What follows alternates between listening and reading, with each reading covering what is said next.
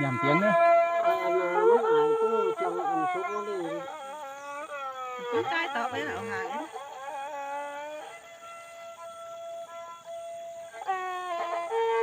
mua nó của tao này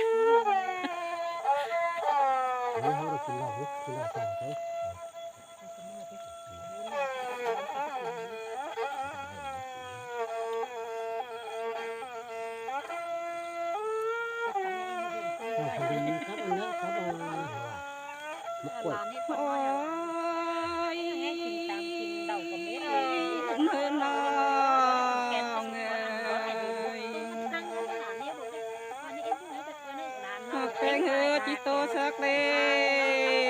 rồi cái nữa pì nữa lôm hết rồi là chơi lôm chậm nên nào ơi nào đã hơi chỉ tàn sắc nó sẽ sáng vốn chờ chỉ nó pì đó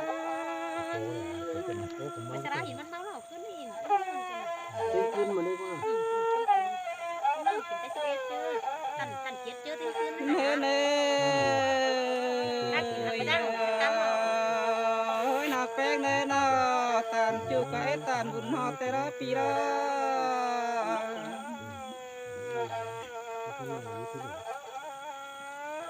và buồn họ thế dàn tờ bắn vào đơn xin đó pi đó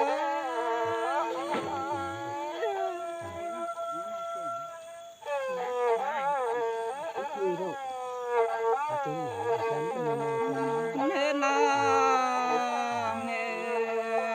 hơi bị ai hơi chỉ sản chẳng pha cơn trời về ấm nè pi nè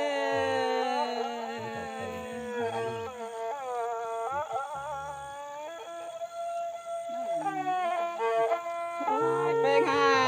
ไปต่างเฮือนองได้ได้ไปได้ชงยานเฮือนานองปันยังเอ้ย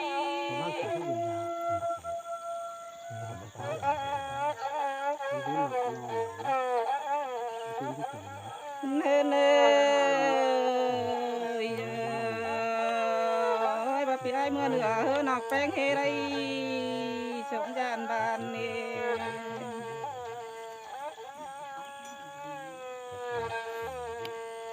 มาตานโกบจิบเฮือนองดากับเฮได้เจียงยองขาวันก็น่าใจนะ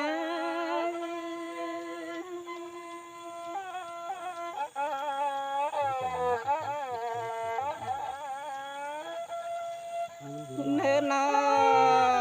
งว่าข้าวันเฮือนอกแป้งกับเฮได้เจียงขาเฮือแป้งตายดีไอ้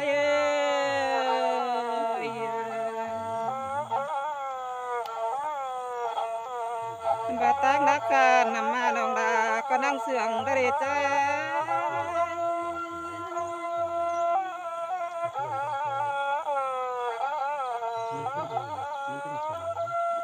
เน่เน่ตั้งไก่ขันเสืองเพื่อนอกแป้งก็นั่งชื่อได้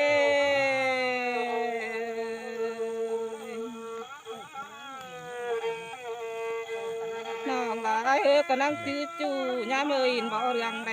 งที่นับใจหากาก้นเสียงน้องเอ้ย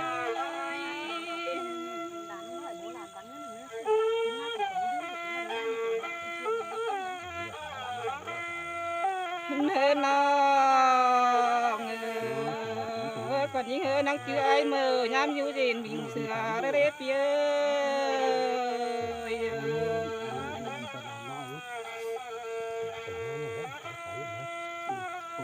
ai còn năng chữ chú chữ té đưa cô chữ hơn mẹ pin đôi đó hết trái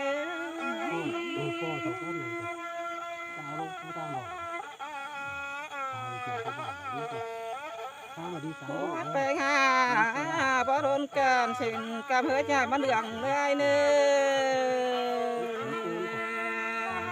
ออันปลาเตี้ยผู้จ่องหลุมทงญามันดองสั่งเนื้อน้องปานเงย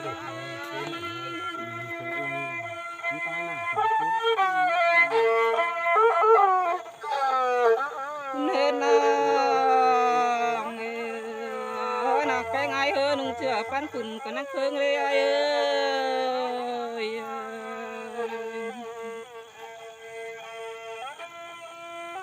บ่าปานดังเพิงไม่ดีนอนด้านดอนปันก่อนนั่งทองรถจูหากาวุ่นปันเอ้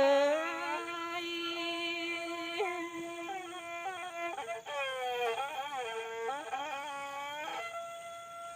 คุณเฮเนย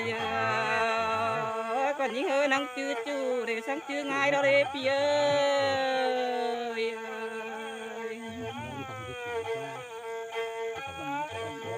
ต้องได้เฮก็นังจื้อไอ้สังจื้อเข้าแต่รอวุ่นปันยิ่งเอ้ย นี่ตัวน้องสักตัวเราตัวเราไม่พูดแบบวันละตัวอะไรนี่นะ nè nè ơi nè bé ai ơi cái năng chữ thế nào mình chữ pan cả bác sĩ ai ơi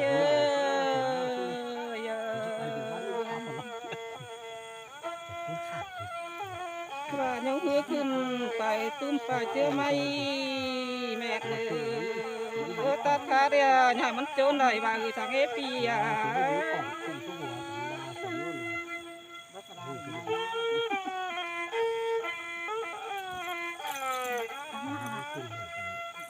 ครับนะ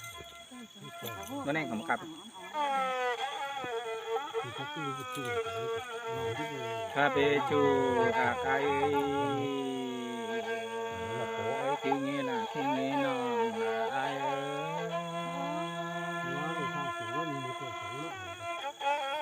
แม่หามือเทศเจ้า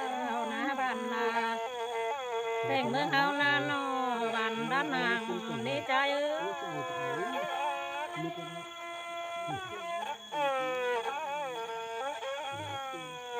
เธอนี่งาเมืองเฮาเมืองป่าดอมนี่บ้านด้านโคมโคมไฟเพิ่มนี่ใจเอ้ย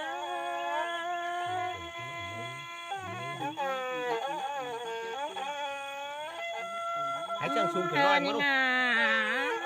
ปัดมาเจอใครโลเมืองเฮาเมืองกินดีบ่มีเจอหายรอบ้านกันเด้อ โอ้ยจางครับลาจางไก่กันเด้น้องละไอ้ เธอนี่เงอเมืองพุทธโตมาอย่ารออาบุรอเมืองเฮานะ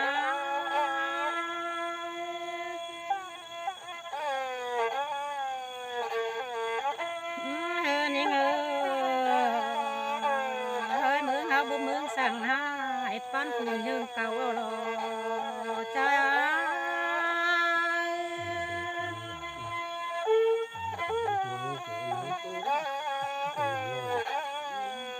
เธอนี่เงย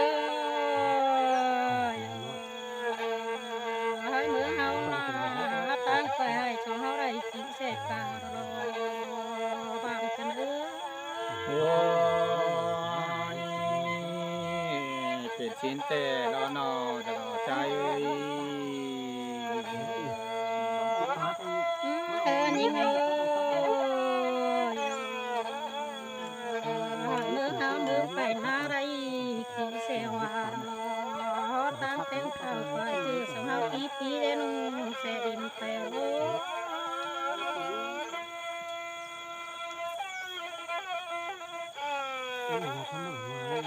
เธอนี่ไงเมืองเฮาเมืองปิ่นดีเดี๋ยวมีเจอหายกันเด้อุ่นปัญหา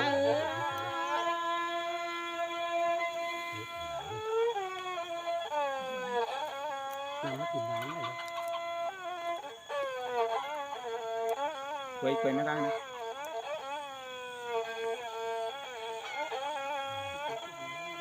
คุยไปดังหนึ่งมาไหน